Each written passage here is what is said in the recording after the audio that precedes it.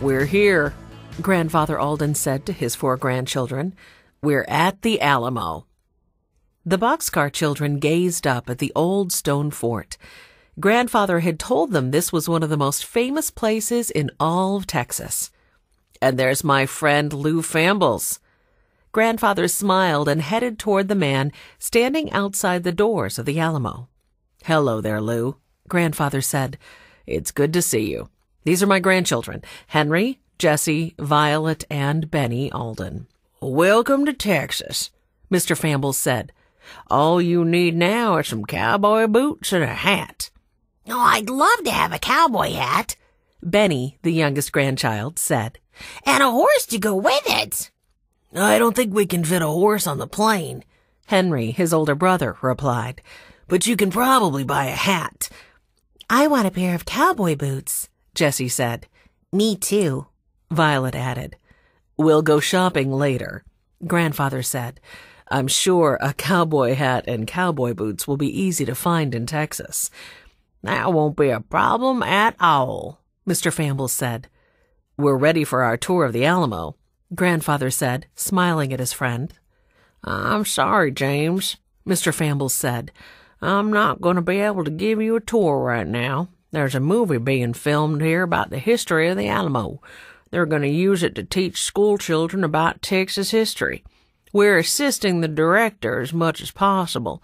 I just got a list of things they need right away. Do you think you could find something else to do today?" "Of course," Mr. Alden said. "There are plenty of other things to see and do here." "Oh, where are they filming the movie?"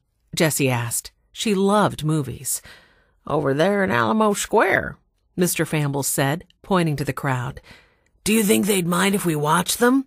Henry asked. "No, not at all," Mr. Fambles said. "I watched them for a while during lunch the other day. It's really interesting to see how a movie's made." "Well," Mr. Alden said, "I guess the movie set will be our first stop." The children and their grandfather followed the swarm of people walking into Alamo Square. A long line of ropes separated the crowd from the movie set. Grandfather and the children moved near the movie company's props, boxes, and camera equipment. "I can't see," Benny said. "You can stand in front of me," Jessie said.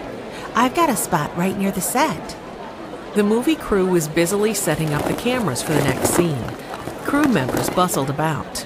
"This is so exciting," Violet said. Henry smiled.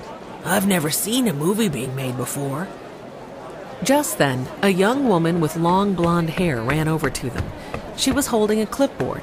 "I'm Amy Welsh. I'm the director of this film," the woman said.